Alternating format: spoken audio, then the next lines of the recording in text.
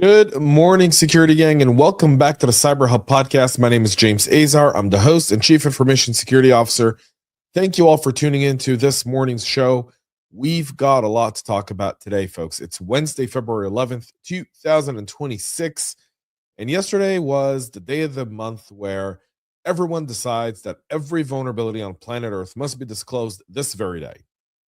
And every security team and IT professional on planet Earth must rush because Lord knows there's a shortage of work and we all need just one day to get really busy addressing all of these vulnerabilities that are shipped out by all of these vendors that we apparently can't live without. How about that for a rhyme this morning? And you're tuning into the chick rhyming show here. I'm kidding. All right. Packed show. Let's get into what are on the headlines and what's in line today. A lot of stories, including nation-state cyber espionage hitting telecoms, a major third-party breach spilling customer data across North America, a North Korean operators are pushing deeper into identity abuse, and crypto theft. We'll also round out the show with Patch Tuesday realities, actively exploited 0 days, and what all this means for every single one of you who's taken time out of their day, who's made me part of their life, and as such, you are part of mine. Thank you so much for tuning in. Subscribe, follow, share, like, subscribe to cyberhubpodcast.com. Get our newsletter. I'll tell you, I was at an event yesterday here locally in Atlanta. Obviously, the missus and I are expecting baby number 2, so traveling is really a necessity at this point. I'd love to be at RSA. I'm not going to be at RSA. I'd love to be in other events in the next few months. I won't be. As I await the birth of my next child. And I'm ecstatic about it. Like, there's nothing more rewarding in life than your kids. I believe it wholeheartedly. And I'm excited. But I was an event here locally in Atlanta. I digress. But, want to share a full story. And someone walks up to me and goes, "Look, I get your newsletter every day. It's part of my stand-up." And I went, "Thank you. Thank you. Good to know." It's a big company. By the way, Trump's my team, that's for sure. But there's that. All right. Got my double espresso this morning. I hope you're joining me with whatever it is you enjoy to start your day with. Some people enjoy tea. My friend Brian Penny, the CEO of Cloak, loves tea. I don't know. I don't get it. I'm an espresso guy. Golf cup cheers, y'all.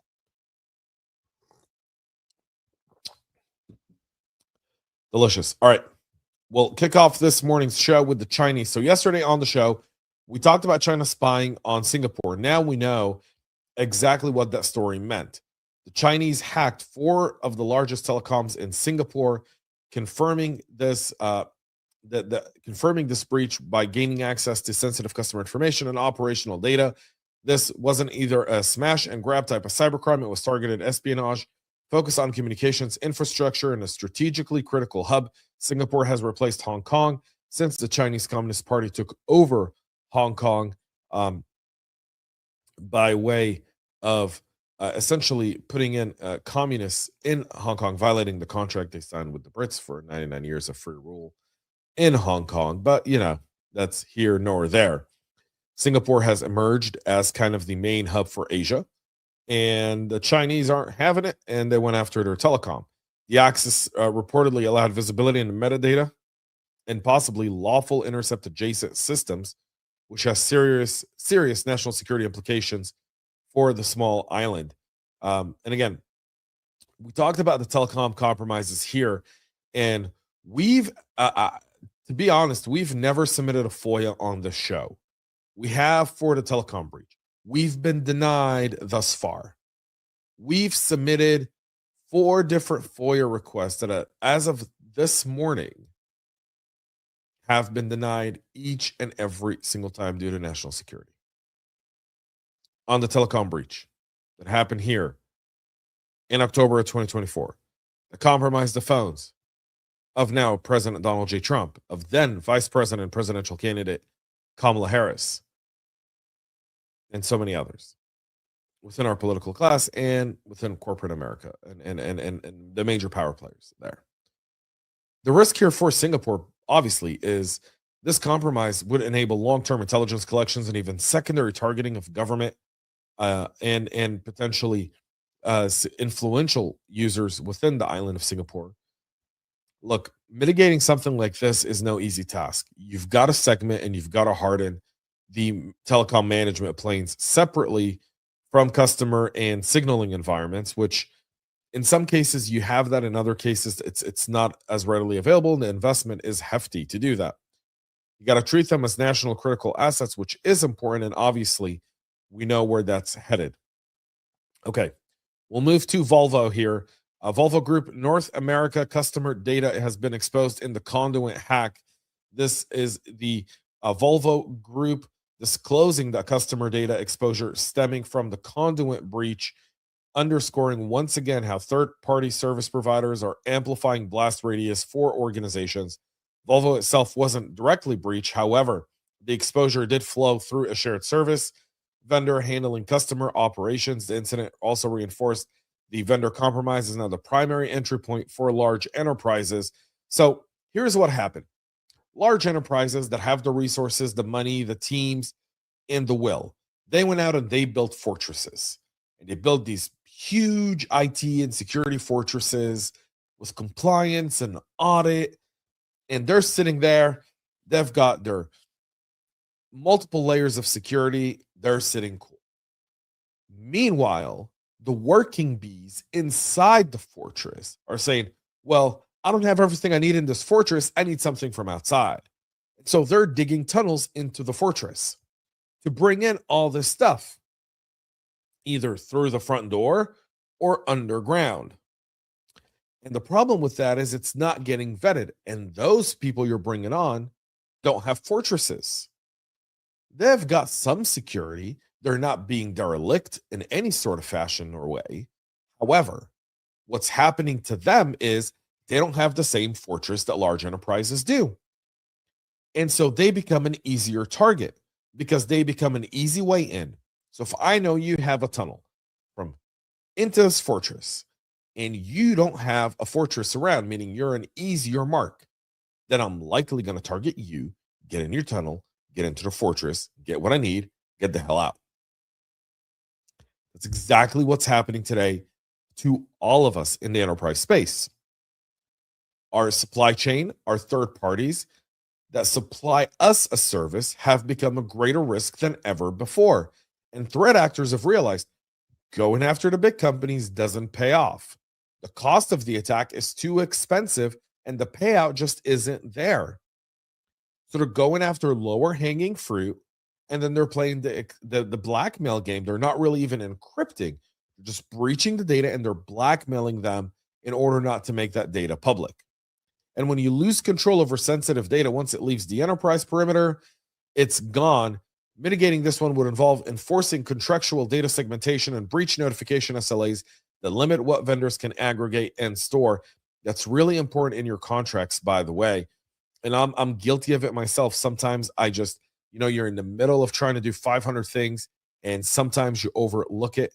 It's part of the challenge. It's how we have to manage it. Make a checklist, check it twice, make sure you're following it. All right.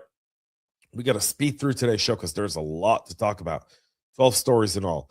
DPRK operatives are impersonating professionals to infiltrate organizations leveraging LinkedIn there. The new reporting is detailing how North Korean operatives continuing with impersonating legitimate IT workers, recruiters, and even consultants, gaining access to Western companies. These are not short-term scams.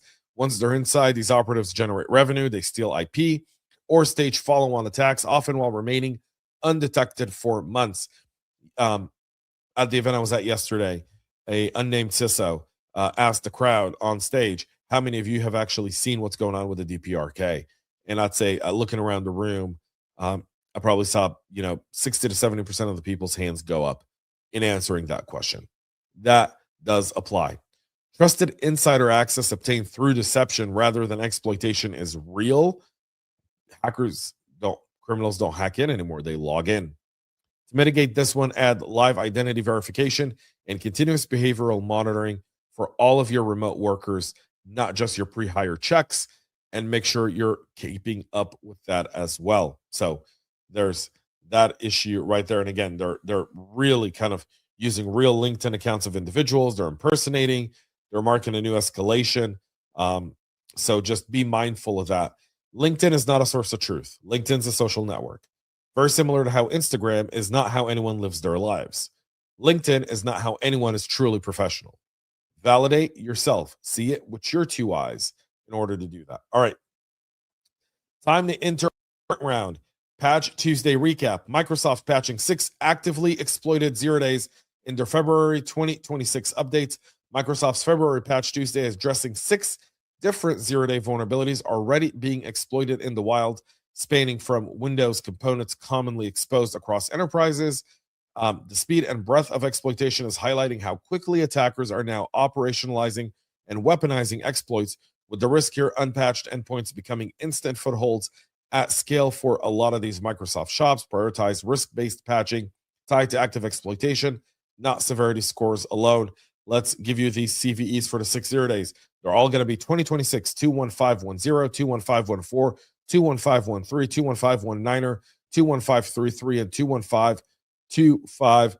Some of them are Windows Smart Screen and Windows Shell. Security prompt bypass, a vulnerability that would allow an attacker to bypass OLE mitigation in 365 and Office. An Internet Explorer issue that would allow an attacker to bypass security controls and execute code. Windows Desktop, Windows Manager flaw that could be exploited by a local attacker. A Windows Remote Desktop Services vulnerability to allow an attacker to escalate privileges to system. And a Windows Remote Access Connection Manager bug that could be exploited for local denial of service. If you're wondering what you need to do, patch your Microsoft environments immediately. Adobe on their end releasing their fixing 44 vulnerabilities across their creative apps. Adobe patching 44 different vulnerabilities across Creative Cloud applications, many of which are heavily used by marketing, design, and media teams that often sit outside traditional IT controls. So while none were headlines 0 days, like Microsoft history shows, creative tooling is a frequent lateral movement target. So you want to patch these up. Compromise of non-technical user workstations still holds privileged access tokens and allows them to jump around, apply application control and least privilege policies to these if possible, and then push these updates out to these creative suites. Again, the advisories impact Audition, After Effects, InDesign, Desktop, Substance 3D Designer, Substance 3D Stager, Substance 3D Modular, Bridge, Lightroom Classic, and DNG SDK. So get all of those patched up. All right.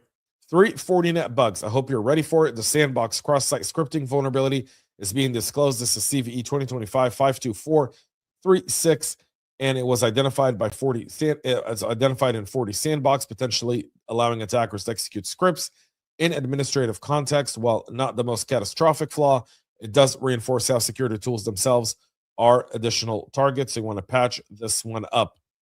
We'll move to the next one here. This is the FortiClient SQL flaw here.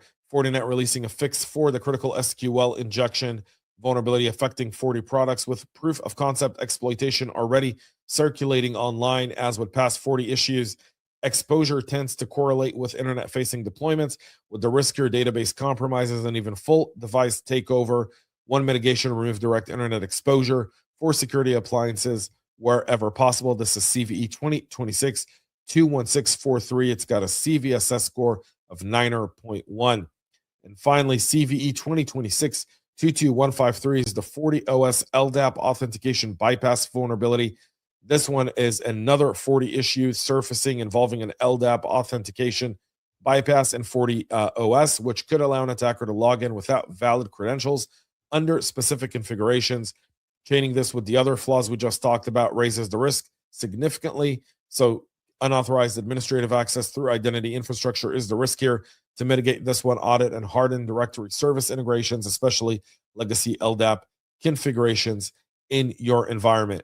If you're an SAP shop, you want to pay close attention to this one here. SAP releasing their 27 new and updated security notes. This is for February 2026. These vulnerabilities are in CRM, S4HANA, and NetWeaver. SAP releasing patches for critical vulnerabilities across CRM, S4HANA, and NetWeaver systems that still sit at the heart of finance and operations for your business. These platforms are high-value targets due to business impact or of disruption, with the risk of being operational and financial system compromise, leading to business paralysis. Align SAP patch cycles with business critical risk windows, not quarterly maintenance habits. We've moved to monthly, just so y'all know. Monthly. Do it, get it done. All right. We'll go back to North Korea. Those guys are creative. And as creative as they are, they're being empowered by the Chinese. The North Korean hackers are deploying a new macOS malware and crypto theft attacks. Researchers uncovering a macOS malware used by North Korean. This is a version of ClickFix to steal cryptocurrency, targeting developers and executives in the crypto ecosystem. The tooling is focusing on stealth and credential harvesting rather than noisy exploitation, with the risk being financial theft paired with attribution-driven geopolitical escalation. To mitigate this one, enforce separate hardened devices for crypto custody and signing operations. Yes, it's a pain in your ass, but trust me, you don't want to be on the show because you didn't do it and you lost tens of millions of dollars or even hundreds. So do yourself a favor. Yes, it's a pain, but doable. Pakistan-linked cyber groups are launching three-pronged assaults on the country of India. The in-depth report detailing a Pakistani-linked cyber campaign combining hacktivism, espionage, and even influence operations against Indian targets. The activity blended with defacement, data theft, and even narrative shaping cyber operations as strategic messaging, with the risk here being cyber incidents being used to inflame geopolitical tensions between the nuclear-powered neighboring countries who not only compete for territory, but also your scam dollars and your Norton VPN service. So governments should integrate cyber incidents response with strategic communication planning in order to build some more resiliency in India. And our final story of the day here, folks, thank you for sticking with us. We typically do this under 15 minutes. Josh Reed is advancing to the Senate for his confirmation as the new leader at NSA and Cyber Command. This is coming at a time of escalating nation-state activity. It's good to see the Senate not hold this one up, get him approved and voted on immediately so that he can take over his leadership role. And please, for the love of God, get Sean approved over at CISA. Let's go. Let's get this done. All right. That's it for our show this morning. We'll be back tomorrow at 9 a.m. Eastern with all the latest. Until then, thank you all for tuning in. Make sure to follow us at cyberhubpodcast.com, YouTube, or your favorite podcast listening platform, as well as anywhere you get your social media. Thank you all for tuning in. Have a great rest of your day. And if you see me around, come say hi. I don't bite, and stay cyber safe. We love feedback, so make sure to connect with us on social media and subscribe to our podcast on your favorite podcast listening platform.